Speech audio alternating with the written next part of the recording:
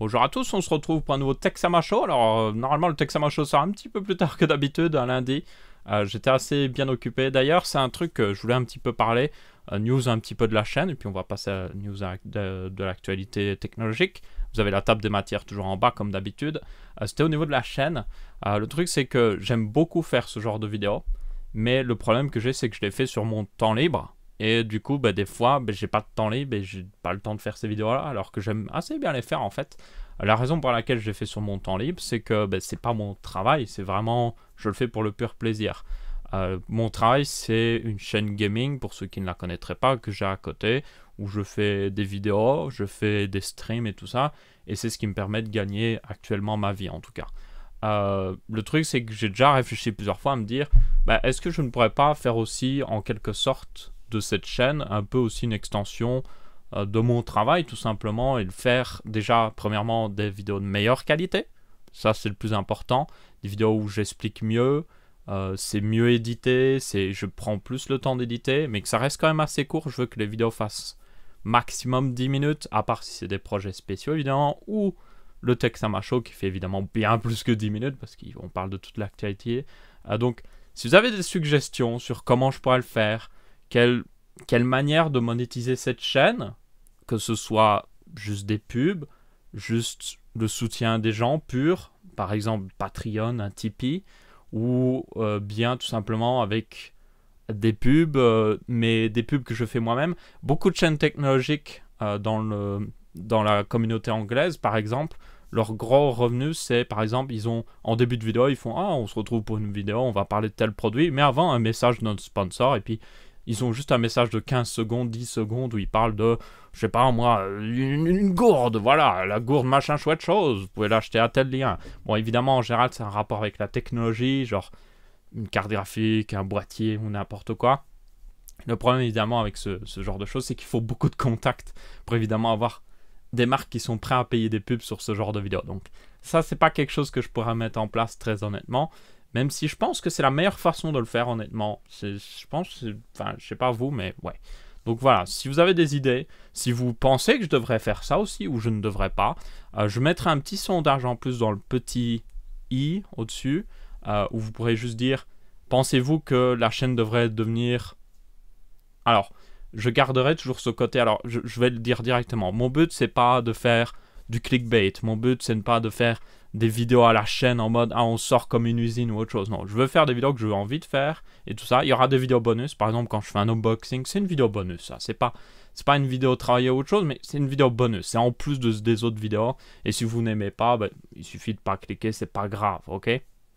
Mais par contre, pour les bonnes vidéos, je tiens à toujours les faire d'une bonne qualité, tout ça.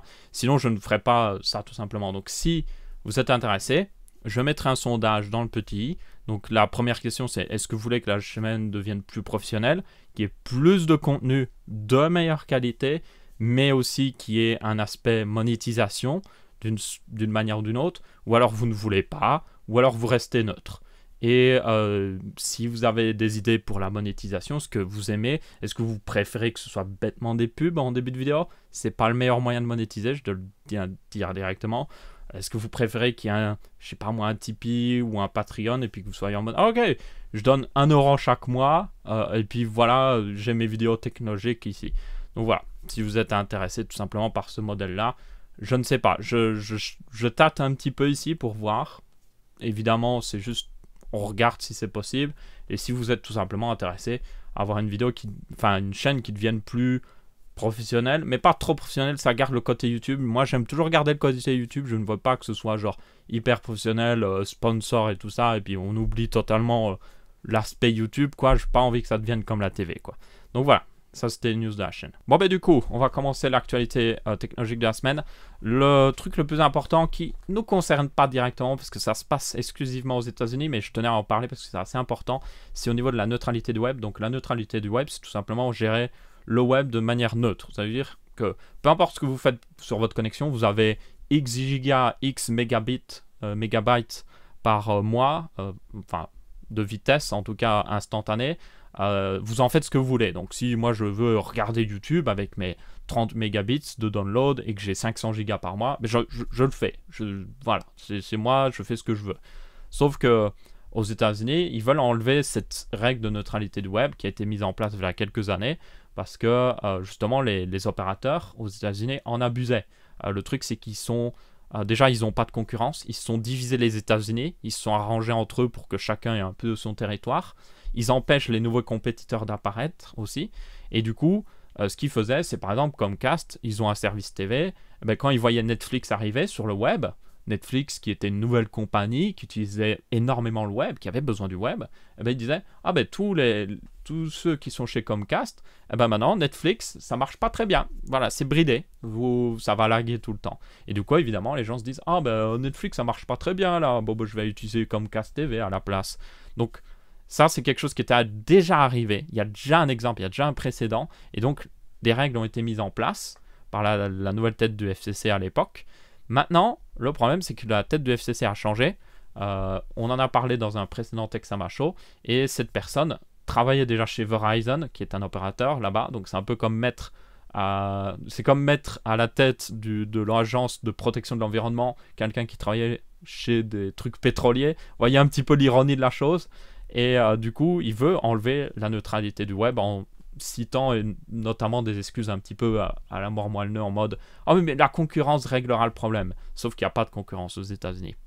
Donc, j'en parle surtout parce que c'est important. Il faut que vous soyez informés parce que si le débat revient en France ou en Europe, il faut absolument que ce soit réglé. Alors, l'Europe ne peut pas tout faire non plus. Il y a des règles en Europe qui fait que on doit avoir la neutralité du web, sauf qu'évidemment, les pays ont le droit de faire un peu ce qu'ils veulent. Ça, c'est un truc que d'ailleurs, les politiciens aiment bien. Alors, vous allez dire, oh, tu fais de la politique. Non, c'est juste, je tiens juste à le préciser, c'est que l'Europe ne peut pas tout obliger en France ou dans n'importe quel pays européen.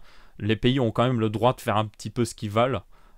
Et notamment le Portugal, par exemple, c'est le meilleur exemple. Au Portugal, vous avez littéralement des fournisseurs d'accès Internet où vous achetez tout en DLC, vraiment en DLC. C'est genre, ah, tu veux YouTube? Il faut le DLC YouTube. Tu veux tous les médias sociaux, Instagram, Facebook? Il faut le DLC médias sociaux. Vous imaginez, c'est comme si EA dirigeait votre connexion Internet. Pensez juste 5 secondes à ça et je pense que vous n'allez pas vouloir de ça. Donc, soyez renseignés sur la chose. Il ne faut pas que ça arrive en France. S'il y a le moins de trucs comme ça qui pointent le bout de son nez en France, je peux vous dire que je vous en parlerai. Il faudra prendre des actions à ce moment-là, évidemment, mais il ne faut pas que ça arrive.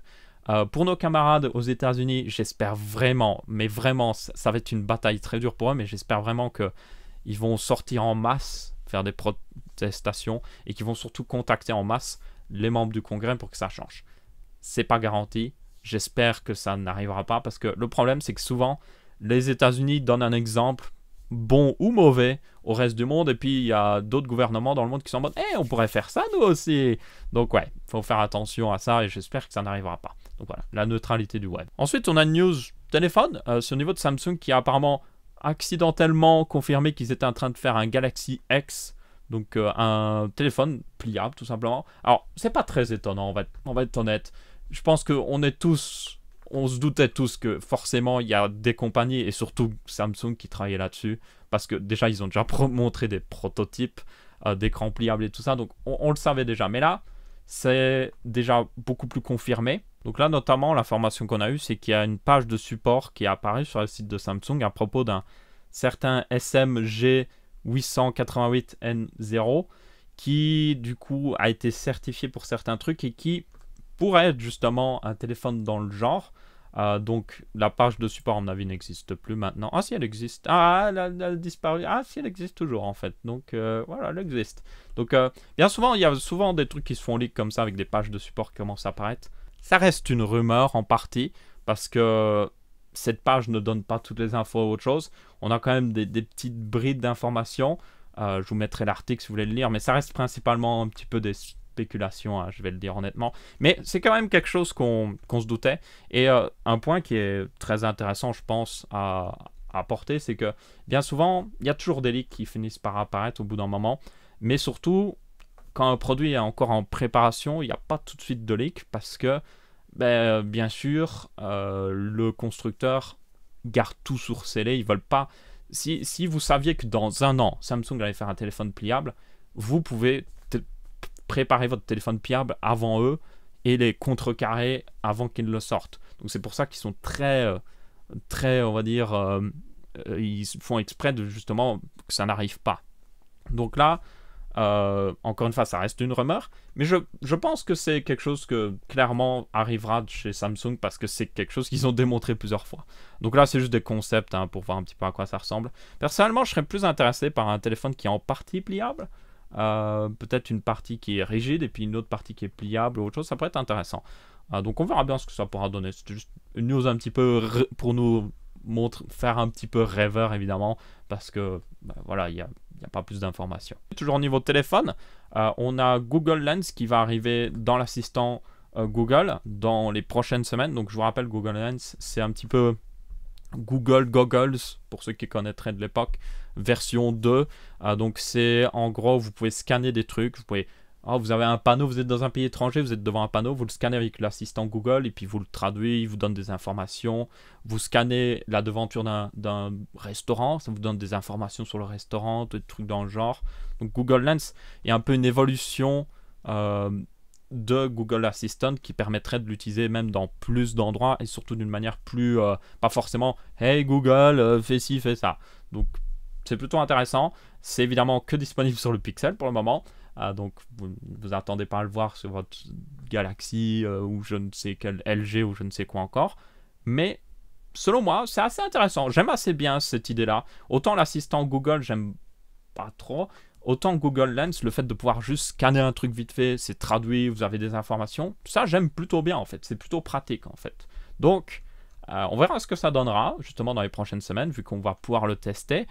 Contrairement à ce que maintenant on a juste les informations données par Google évidemment, donc évidemment eux ils montrent les meilleurs cas d'utilisation, ils sont en mode regardez comme ça marche bien dans ce cas très précis qu'on n'a pas du tout sélectionné parce qu'on sait que ça va parfaitement marcher. Enfin bref. L'iMac Pro, je pense qu'on l'avait déjà parlé, donc l'iMac Pro qui sera un nouveau iMac avec une finition Space Gray et tout ça, mais surtout qui aura un Xeon littéralement à l'intérieur, du très bon hardware, très haut de gamme, qui devrait être du coup un remplaçant au MacBook, pas au MacBook Pro, enfin un peu en partie au MacBook Pro pour certains, mais surtout au Mac Pro qui était sorti en 2011. Vous imaginez le temps que ça fait, enfin 2013 ou 2011, je ne sais même plus. Ça fait très longtemps en tout cas, et ça fait longtemps que des professionnels qui utilisent beaucoup les Mac attendent une upgrade. Je pense notamment beaucoup aux éditeurs vidéo qui utilisent Final Cut. Mais eux, ils n'ont pas beaucoup de chance ces derniers temps parce que le matériel le plus puissant pour utiliser Final Cut, littéralement, c'est le MacBook Pro pour le moment. Donc ouais. Et ce qui est intéressant avec l'iMac Pro, qui devrait bientôt arriver, c'est qu'il devra avoir apparemment un A10 Fusion. Donc le dernier processeur, enfin, c'est pas le dernier, maintenant il y a le A11, mais l'un des derniers processeurs de Apple qui était donc dans l'iPhone 7, si je me souviens bien. Et du coup, il serait intégré à l'iMac Pro. Alors, qu'est-ce que ça veut dire? Ça veut dire qu'on pourra avoir du coup certaines fonctionnalités qui sont gérées par ce processeur, notamment Siri, qui devra arriver sur l'iMac Pro, apparemment. Donc ça, c'est plutôt cool pour ceux qui aiment bien ça. Mais moi, ce qui m'a le plus intéressé là-dedans, c'est que c'est pas quoi en fait cette idée. Le truc, c'est que ces petits processeurs mobiles, déjà, chauffent pas beaucoup, consomment pas beaucoup, et ils ont quand même assez de puissance pour faire des trucs plutôt pratiques. Et du coup, moi, je me dis, ouais, ça pourrait être très intéressant, en fait, d'avoir un ordinateur qui a un processeur, évidemment, très puissant pour faire la plupart des choses qui demandent beaucoup de puissance, mais peut-être un second processeur qui gère un petit peu les trucs de background, les trucs pas très importants. Tout ce qui est un peu checker des choses, les synchronisations, mail, messages ou je ne sais quoi. Et je trouve ça assez intéressant dans l'idée parce que ça pourrait permettre justement de ne pas accaparer le processeur principal par des tâches qui littéralement servent à rien ou qui ne sont pas très importantes et laisser gérer ce petit processeur à côté. Évidemment, il y a beaucoup de choses qui doivent être faites pour que ça marche parfaitement et tout ça, et surtout ça prend un petit peu de temps. Un autre truc très intéressant là-dessus, c'est que s'ils mettent justement ce genre de CPU mobile dans un iMac, ça veut dire qu'ils rajoutent le support de ces processeurs littéralement à macOS. Et une rumeur qui a souvent été donnée, c'est que Apple voudrait utiliser, et certainement va utiliser dans le futur, un de leurs propres processeurs mobiles, qui serait en version évidemment un peu plus puissante, dans les plus petits MacBooks, notamment les MacBooks portables, pour justement remplacer tout ce qui est les gros processeurs Intel et tout ça. Donc, s'ils rajoutent le support dans l'iMac, ils pourraient le rajouter dans le MacBook pour un processeur comme ça. Donc, c'est intéressant. Et moi, ce que je verrais plutôt, comme je vous ai dit, c'est soit l'utiliser pour des tâches pas très importantes à côté, ou justement à peut-être avoir un MacBook 12 pouces au lieu d'avoir un processeur Intel dedans qui consomme un petit peu de trop, qui chauffe un peu de trop. C'est mettre tout simplement peut-être la 12 Fusion plus tard dans le futur. Vous avez la 11 Fusion ou la 10 je pense qui est dans l'iPad Pro, et l'iPad Pro est très puissant en fait, il est vraiment très puissant. Du coup imaginez cette puissance encore plus puissante mais dans un format d'ordinateur que vous pourriez utiliser pour prendre des notes ou autre chose. Ça pourrait être très intéressant. Évidemment connaissant Apple, ce sera pas moins cher pour autant, malgré que ça devrait être moins cher, mais bon, c'est quand même, je pense, Apple reste cher, mais de temps en temps ils ont quand même des très bonnes idées. Et ça, je pense que c'est une assez bonne idée en fait. Donc voilà. Tiens, aussi une news un petit peu Apple, c'est au niveau de l'iPhone X. Alors, bon, l'iPhone X est sorti évidemment, on a vu les reviews et tout ça. On n'aime pas, ça reste discutable au niveau du design et tout ça. Une chose est sûre, c'est que c'est un téléphone qui apporte des nouveaux challenges, je pense, pour les développeurs, notamment au niveau de son écran. Alors, sur Android, évidemment, voilà, les développeurs sont habitués de développer pour des écrans qui sont tous les formats, toutes les tailles, mais sur Apple, sur iOS, les développeurs ont en tout cas un format très précis à respecter, jusqu'à maintenant en tout cas, qui était 16 neuvième, certaines résolutions pour les différents iPhones, mais maintenant avec ce nouvel iPhone X, déjà on passe à du 18 neuvième, c'est plus le même format. On a aussi des nouvelles guidelines, et en fait Apple a sorti un guide pour les développeurs pour montrer comment ça doit être fait. Notamment ici en bas, voilà, il vous montre la zone sûre, vous pouvez mettre ce que vous voulez pour votre application. Il vous montre aussi que ce soit, donc par rapport à l'ancien iPhone avec le nouvel iPhone, la zone sûre à nouveau, encore une fois, vous pouvez voir. Donc la zone sûre est plus grande, mais il y a un petit peu plus de bords sur les côtés. Ils montraient notamment avec, par exemple ici, vous voyez, ils disent non, ne faites pas ça, ne mettez pas des boutons dans les coins, ce qui est souvent fait sur Android. Mettez plutôt les boutons un petit peu à l'intérieur, toujours sur les coins. Donc là, notamment pour que ça ne soit pas dans l'arrondi, et là que ça évite la barre avec tous les capteurs. Donc c'était plutôt intéressant. Et évidemment, ça apporte des nouveaux challenges, je pense, pour beaucoup de développeurs, mais ça reste quelque chose de très important et qui, du coup, fait un peu en sorte que apporte un petit peu plus de travail, on va dire, aux développeurs sur iOS, parce que c'est un peu l'avantage d'iOS, c'est que quand vous êtes développeur là-bas, vous avez juste, genre, 5 téléphones à supporter maximum, je crois. Vous avez le nouvel iPhone, la version Plus, l'ancienne génération, enfin celui de l'ancienne génération, celui encore avant, et puis allez, peut-être encore celui encore avant, et puis c'est tout. Sur Android, vous devez supporter tous les Galaxy, tous les LG, et ils sont tous des formats différents, des résolutions différentes, donc ça apporte un nouveau challenge, mais je trouve ça assez intéressant personnellement. Donc voilà, juste une petite pensée là-dessus. Puis je trouve intéressant ce guide, justement, voir ce qui est bien, ce qui n'est pas bien. Donc notamment, ils disent de ne pas mettre des trucs tout en bas là, au niveau de là où on fait les gestures avec l'iPhone X. Donc voilà. Prochaine news, au niveau de Tesla, ils ont annoncé donc le prix de leur Tesla Semi-Truck. Donc les experts annonçaient un petit peu, genre les gens qui étudient un peu le marché, attendaient qu'il arrive pour 300 000 $. Finalement, apparemment, Tesla dit qu'il sera pour 180 000 $. C'est très intéressant parce que un semi-remorque coûte environ de 100 000 à 200 000 $. Selon la gamme, évidemment, vous avez des plus hautes de gamme, des moins hautes de gamme. Vous pouvez les avoir pour moins de 100 000 $ aussi si vous prenez des plus vieux modèles ou d'occasion. Hein. Mais là, on parle de prix neuf, évidemment. Donc ça, c'était justement un argument contre, un très grand argument contre le semi-remorque de Tesla. C'est tout simplement, s'il est trop cher, ils peuvent pas, les camionneurs ne peuvent pas l'acheter, les sociétés de transport ne peuvent pas l'acheter. Donc, grosse différence de prix. Alors, avec une grosse astérix, déjà, Tesla, c'est pas la première fois qu'ils annoncent des trucs et puis qu'ils doivent changer parce que c'était pas possible. Autre chose, c'est que maintenant, on a une estimation de la batterie du semi-truck. Donc, pour apparemment respecter les 500 miles de portée, Et Tesla en fait a donné une information, c'est qu'apparemment le camion utilise moins de 2 kilowatts par mile. Donc un calcul très rapide donne une capacité de batterie de 1000 kilowatts. Et 1000 kilowatts de batterie à 190 $ le kilowatt, ça pourrait coûter jusqu'à 190 000 $. Donc voilà, on a déjà dépassé le prix qu'ils annoncent. Donc ça, c'était un point important à donner. Par contre, d'autres points très intéressants, c'est que déjà, le prix des batteries peut diminuer au fil du temps. C'est dans 2 ans qu'il va sortir ce camion. Tesla développe des nouvelles batteries, des nouveaux styles de batteries. Un commentaire, d'ailleurs, le commentaire promu ici est très intéressant. Il promouvoit souvent des commentaires qui apportent beaucoup d'informations. Donc là, notamment, il parlait des types de batteries qu'utilisait Tesla et le type de batterie qu'ils pourraient utiliser dans ce camion. Et notamment le fait que Tesla avait dit qu'ils utilisaient plutôt des batteries qu'ils mettaient justement dans leur Powerwall. Le Powerwall, c'est la grosse batterie que vous pouvez mettre à la maison chez vous, pour justement quand votre panneau solaire produit beaucoup d'énergie, vous le stockez. Et puis la nuit, quand il n'y a plus de panneau solaire, vous pouvez utiliser cette énergie depuis la batterie. Et justement, ces batteries-là utilisent une technologie différente qu'il y a dans les voitures, qui leur permet d'avoir un meilleur cycle de durée de vie si vous faites plutôt des petits rechargements et tout ça. Donc le commentaire promu est très intéressant, je vous invite à le lire si vous pouvez parler anglais et que vous êtes intéressé par ça. Une chose est sûre, c'est que Tesla promet beaucoup de choses, on verra s'ils arriveront à le garantir.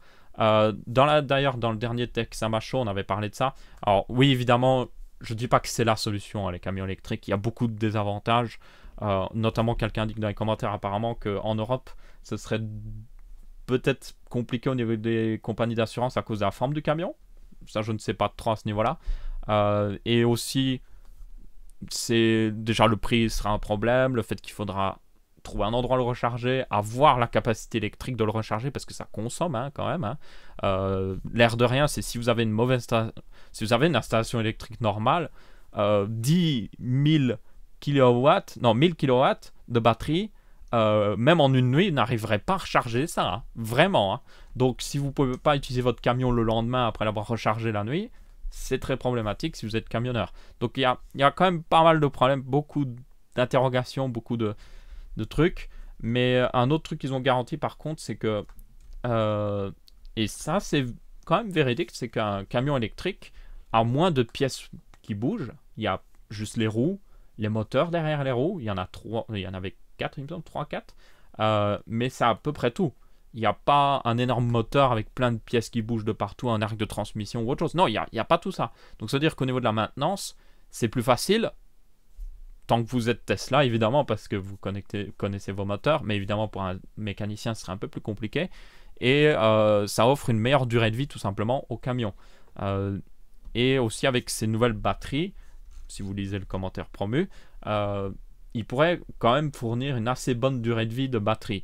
Déjà, rien qu'avec les batteries qu'ils utilisent dans les voitures, apparemment, ils peuvent quand même garantir jusqu'à 300 000 miles de durée de vie, avec une diminution de la batterie, évidemment, au fil du temps, jusqu'à 80% de la batterie de base. Enfin, en gros, elle va perdre 20% de batterie au fil de sa durée de vie. Mais avec les batteries qu'ils utilisent dans les maisons, ils pourraient même offrir un meilleur rendement et surtout jusqu'à 4000 à 6000 cycles de chargement pour la batterie, ce qui est plutôt énorme. Donc on verra bien ce que ça donnera. Moi je suis très intéressé parce que c'est pas la solution, mais ça fait partie selon moi d'une solution. Pour moi ce serait le plus intéressant dans les grandes villes parce que vous retirez la pollution des camions dans les grandes villes, du coup vous retirez le bruit des camions dans les grandes villes. Et comme vous êtes en ville, vous faites de toute façon des petits trajets, donc il n'y a pas besoin d'avoir un énorme réservoir de carburant qui vous fait permettre d'aller faire je ne sais combien de milliers de kilomètres ou je ne sais quoi. Donc dans ce genre de cas, pour moi, selon moi, ça pourrait être très intéressant d'avoir justement des camions électriques comme ça. Donc on verra bien ce que ça donnera. Dans 2 ans, évidemment, il y aura d'autres évidemment présentations au fil du temps, mais voyons si Tesla arrive à promettre ça et surtout arrive à délivrer ça, ce sera le plus important. On avait aussi une petite news au niveau de Vega 8 qui arrivera donc sur mobile, je vous rappelle, avec les nouveaux Ryzen. Donc les nouveaux Ryzen mobiles auront une partie Vega intégrée directement. Donc on ne parle pas de carte graphique dédiée ici, on ne parle pas de l'équivalent d'une GTX 1060 ou 1070 de puissance. On parle plutôt de l'équivalent d'une GTX 1030 au niveau puissance, ce qui est quand même déjà pas mal. Et apparemment, il n'y aura pas d'HBM sur ces CPU mobiles, ce qui est pas très étonnant selon moi, parce que l'HBM coûte assez cher et surtout, il n'y a pas beaucoup de stock.